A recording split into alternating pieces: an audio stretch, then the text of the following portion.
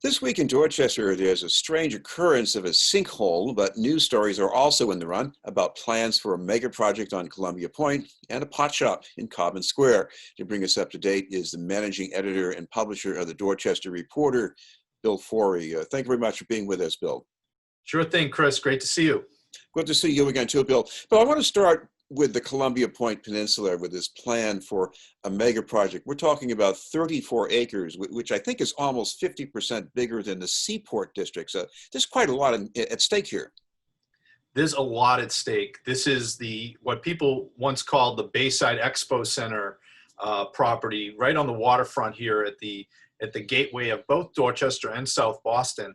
As you mentioned, there's another parcel too that's next door that's now the Santander Bank campus on Morrissey Boulevard. So it's taken together, this is a huge new development. It would be 18 city blocks right on the water, you know, close to the JFK UMass station. Of course, Kosciuszko Circle is right there.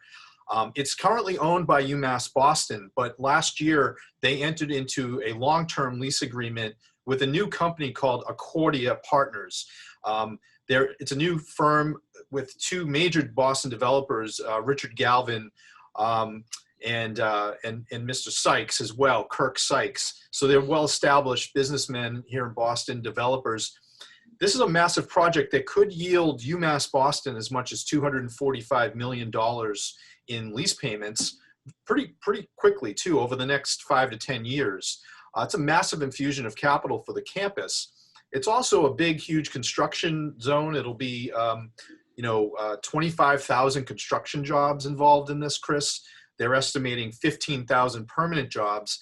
And this is going to be a mix of both housing, retail, office, and lab space. It's being billed as a bit of an innovation zone here for tech companies and kind of that red line corridor that includes Kendall Square and hopefully Dorchester. It'll be called Dorchester Bay City, which is a new brand, a new name for this part of Dorchester. And the big discussion this week, or I should say last week, there's been a series of public meetings sponsored by the BPDA, which is giving oversight to this project. This most recent meeting last week really focused on affordability of the housing part of this equation, along with how many jobs they hope to create, which I just outlined. There's a lot of anxiety, I have to say, among folks who are monitoring the project, community activists, folks who are in the affordable housing space are really concerned that this massive new project would displace people potentially from this part of the neighborhood, drive up costs. This week, the Accordia group really sought to try to comfort and give guidance as to how they hope to be really leaders in the space of affordable housing here. They're projecting that they'll be able to build about 1,740 units of housing, and they hope to make about 15% of them affordable. That would be higher than the city requires them to make, and they would also pay more than they're required to pay in linkage fees. So they're making a strong push here. And one of the most interesting things that they've done is they've partnered, or they are in the process of partnering with a nonprofit called Mass Affordable Housing Alliance, MAHA, which is based here in Dorchester and has a really strong track record of attempting to get people, new homeowners, help them get their feet into new homes and to do so with affordable loans, first-time homebuyer loans. So they've come together in an effort to try to make this project affordable for people in our neighborhood. Bill, we have the mysterious sinkhole at Ronan Park or on the slope of Mount Ida. We pay attention because they're mysterious at first, but I guess this has become a bit more demystified now. Right. So we know now the whole story. Okay, that's a terrible pun, but I had to use it. It's a well. It turns out this is a sinkhole that opened up last weekend. At least we think it did. It was first noticed by a passerby, somebody who was walking through Ronan Park last Saturday, and said, "My goodness, this is like a very deep hole. Couldn't see the bottom of it, and a dangerous one because it was right off the path in some green space near Mount Ida Road." And luckily, that person was quick with his cell phone, got that to Boston 311, and they, of course, secured the space, roped it off. But what it turns out to be after some inspection is the remnants of a well that existed probably going back to 1818 or so, the 19th century, where there was a home, an estate on that part of what is now Ronan Park, owned by a woman named Mary Pierce. She and her husband John lived on that land back in the 19th century.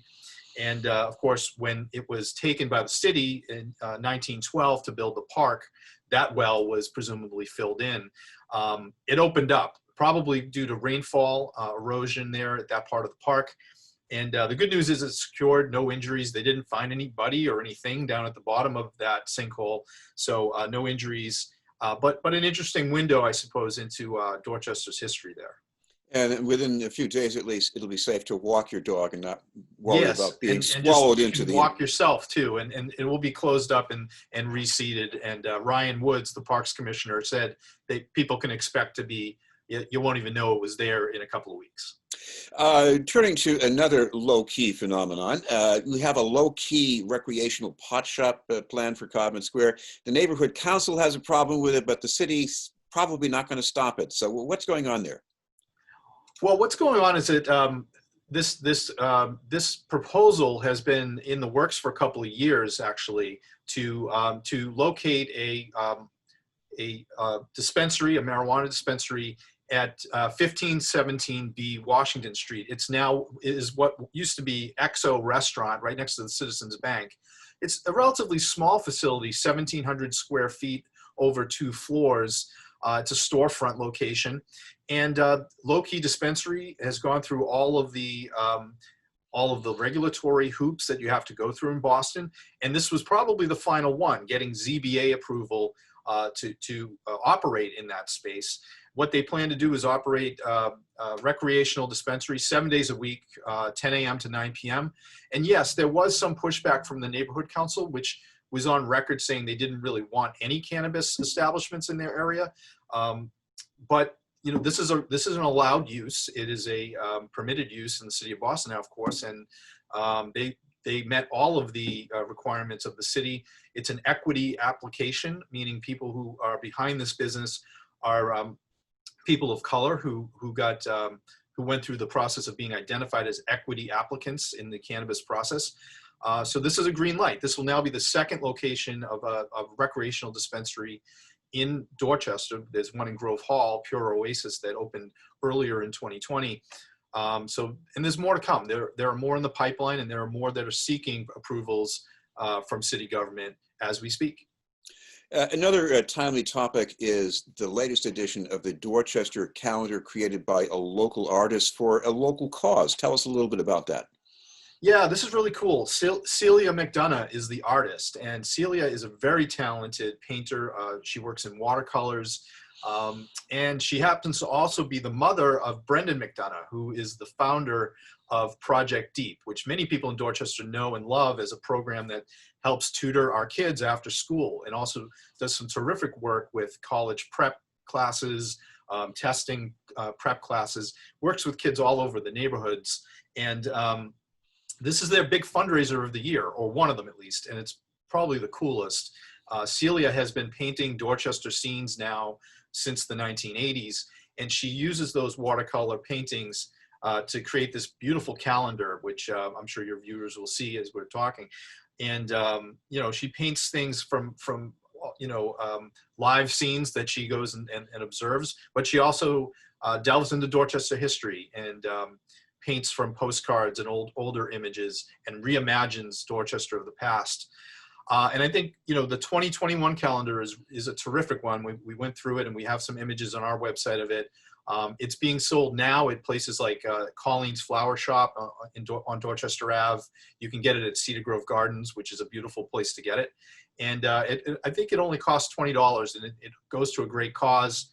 It's a very popular stocking stuffer item in Dorchester. So you can learn more about it in today's reporter or at our website, .news.com. I know Dorchester has some postcard views, but there's some things in his calendar that really intrigue me. The pear at Edward Everett Square, the clot pear, that's in the calendar. Yeah, as it should be. I mean, I know some people have some feelings about the pear. I think it's a cool statue right there at Edward Everett Square, and it refers back to the Clap Pear, which was part of our agrarian past here in Dorchester, where it was basically a big farmland area, and pears, or the pear orchard very close to Edward Everett Square was a big feature of the neighborhood back then. So yeah, she does a terrific job. She's a wonderful painter and a wonderful person. And people should go out and grab those calendars while they're still on sale. And she's got a still life of Dorchester pottery too. She does. Another great collectible. Finally, Bill, we should mention that speaking of collectibles, if people want some more news that's coming out from your paper, your feed, what's the best way to find that? Well, please do go to your local store and support them and support us by buying a copy of the print edition if you like. It's 50 cents at the newsstands. The Dorchester Reporter can also be read online at our website, .news.com. Well, thank you very much for joining us, Bill, taking the time, and wishing you and your family safe, healthy holidays too. You as well, Chris. Thanks so much. Thank you very much. That's Bill Forry from the Dorchester Reporter.